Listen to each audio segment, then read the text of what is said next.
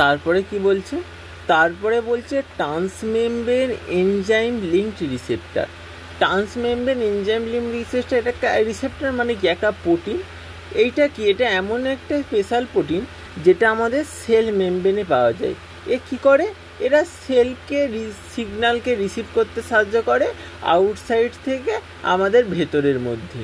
মানে কি, এটা স্পেশাল প্রোটিন যেটা সেলের বাইরে থাকে। যখন সামথিং প্রসেস হয় এবং হচ্ছে এটা একটা বাটন টাইপ, এটা ট্রিগার করে একটা রেসপন্সকে ইনসাইড সেলে, মানে এর মুখটা বাইরের দিকে থাকে, লেজটা ভেতরের দিকে থাকে, এরকম টাইপের। তাহলে কি প্রথম প্রসেস কি, binding of agonist to extracellular domain, মানে বাইরের পার্টে যেটা থাকে সেখানে গিয়ে আমাদের বাইন্ডিং হয় এক্সট্রা সেলুলার ডোমেনে অ্যাগনিস্ট মানে এমন একটা মলিকুল যেটা অ্যাক্টিভেট করে রিসেপ্টরকে। এক্সট্রা সেলুলার ডোমেন মানে যা পার্ট অফ দ্য রিসেপ্টর, যেখানে স্টিক আউট হয় দ্য সেলের অ্যান্ড ওয়েট ফর সিগন্যাল, যেখানে হচ্ছে মানে যেখানে রিসেপ্টরের উপরে বাইন্ড হয় সেটা হচ্ছে এক্সট্রা সেলুলার ডোমেন।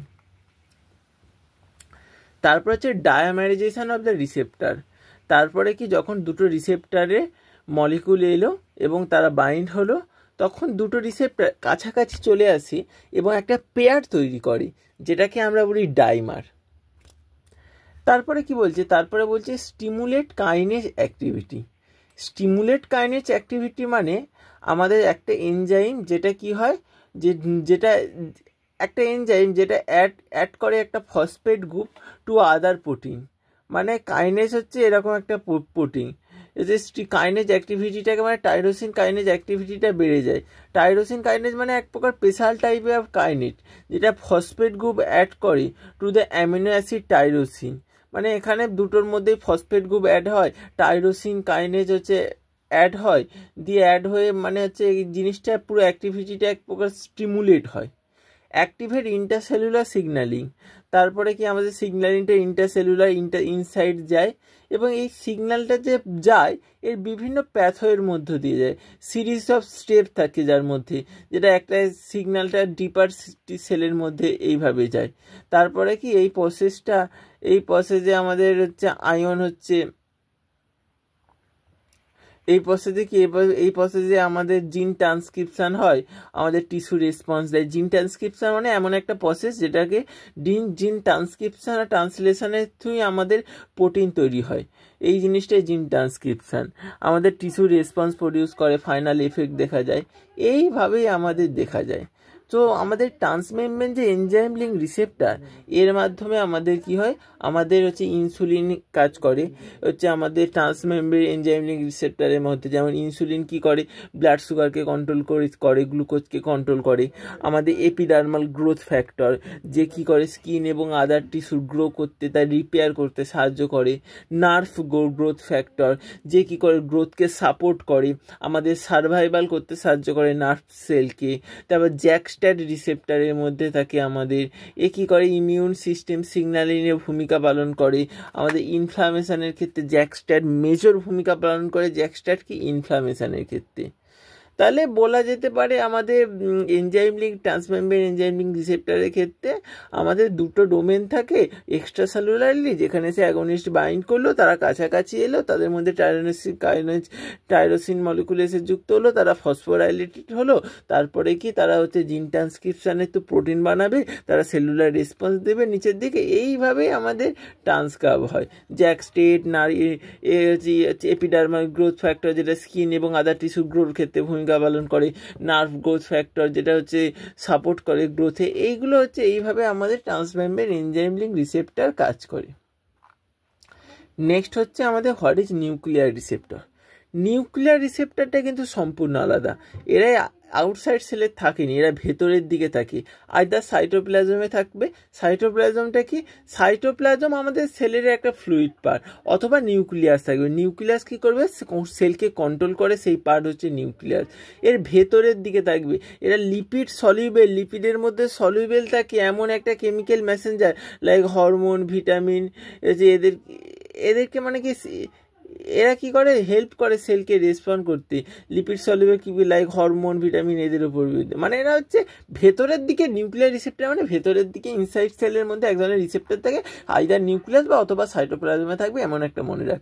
এর মধ্যে এর ফিচার্সটা কি, ইন্টারসেলুলার সলিউবল প্রোটিন, এরা ভেতরের দিকে থাকে, এরা ডিজলভ থাকে ওয়াটারের মধ্যে, সলিউবল হয়, এরা এক প্রকার সলিউবল প্রোটিন হয়।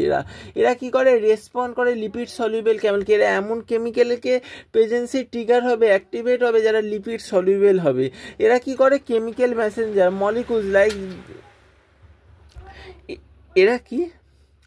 এরা এমন মলিকুলস লাইক হরমোন যারা ক্যারি করে সিগন্যাল, তাদের ক্ষেত্রে এরা হচ্ছে ওয়ার্ক করে। পেনিট্রেট দ্য সেল, পেনিট্রেট মানে enter or pass through, this Messenger go inside the সেলের ভেতরের দিকে যায় এবং নিউক্লিয়ার রিসেপ্টরের সঙ্গে বাইন্ড হয়, মানে হচ্ছে ইনসাইড দ্য বাইন্ড হয়ে আগে পেনিট্রেট হতে হবে আমাদের মেমব্রেনকে, তারপর সাইটোপ্লাজম বা নিউক্লিয়াসে গিয়ে এখানে দেখাবে, সেখানে গিয়ে জিন এক্সপ্রেশনকে রেগুলেট করে, মানে প্রোটিন বানায়, আমাদের কন্ট্রোল করে, ম্যানেজ করে। যখন একবার অ্যাক্টিভেট হয়ে যায় যেই রিসেপ্টর, টেল করে সেলকে যে হুইচ প্রোটিন, কোন প্রোটিনটা বানাতে হবে বা বন্ধ করতে হবে, এই জিনিসটাকেই কন্ট্রোল করে। এর মধ্যে আমাদের কি আছে, নিউক্লিয়ার রিসেপ্টরের মধ্যে আছে, নিউক্লিয়ার রিসেপ্টরের মধ্যে কারা হচ্ছে, মানে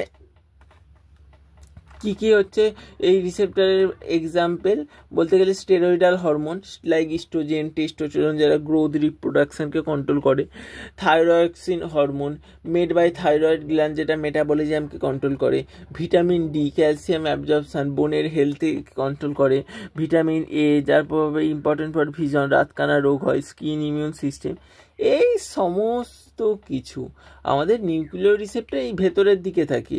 এ fat soluble messenger like steroid hormone, vitamin এর ক্ষেত্রে গুরুত্বপূর্ণ ভূমিকা পালন করে। এরা জিন অ্যাক্টিভিটিকে চেঞ্জ করতে পারে, এরা হচ্ছে নিউ প্রোটিনকে তৈরি করতে পারে, এই জিনিসটা। লাস্ট হচ্ছে জিপিসিআর, জিপিসিআরটা খুব গুরুত্বপূর্ণ, যেটাকে জি প্রোটিন কাপের রিসেপ্টর বলি। জিপিসিআরকে আমরা মেটাবোটোপিক রিসেপ্টরও বলি, আমরা হেপ্টাহেলিক্যাল সার্পেন্টাইন রিসেপ্টরও বলি, সব কিছু বলি আমরা জিপিসিআরকে। জিপিসিআরকে আমরা এত কিছু বলি কেন, এর হচ্ছে মেটাবোটোপিক রিসেপ্টর, মানে এখানে কি করে, আমরা মেটা বলি যারা কেমিক্যাল চেঞ্জ ইনসাইড সেলে, এটা হচ্ছে ট্রিগার হয়, এরা বাড়ায়। এরা হেপ্টাহেলিক্যাল, এর 7টা লুপস থাকে, এই কারণে একে হেপ্টাহেলিক্যালও বলা হয়। জিপিসিআরে কি একটা মলিকুল হিস্টামিন, অ্যাড্রিনালিন যারা হচ্ছে এই রিসেপ্টরের সারফেসে গিয়ে অ্যাটাচ হবে, দিয়ে লাস্টে দিয়ে মেশিনটাকে এক প্রকার স্টার্টের মতো করবে। এই সময় করবে হেল্পার প্রোটিন, মানে জি প্রোটিন হচ্ছে যে কি করবে, ইনসাইড সেলের ভেতরে থাকে, যেটা অ্যাক্টিভেট হয়ে যাবে এবং কি করবে, জিটিপিকে জিডিপিতে কনভার্ট করবে। G protein is the like Messenger.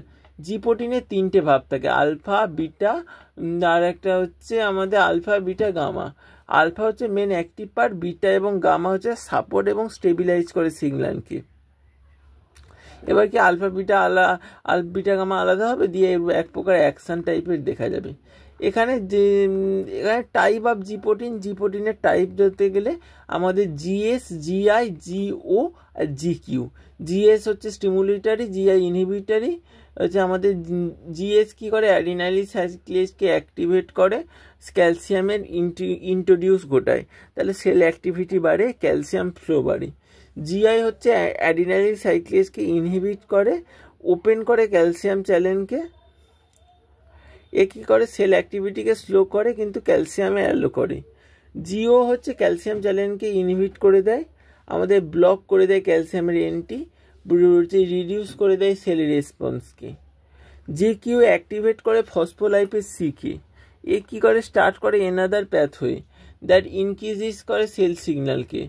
আমাদের অ্যাডিনালিন সাইকেলের মধ্যে এমন একটা এনজাইম যেটা বানায় cAMP, a messenger molecule inside the cell, phospholipase C একটা এনজাইম যেটা ব্রেক ডাউন করে lipid, create other messenger, calcium channel pathway যায়, এইভাবে কাজ করে জিপিসিআর, জি প্রোটিন কাপের রিসেপ্টর।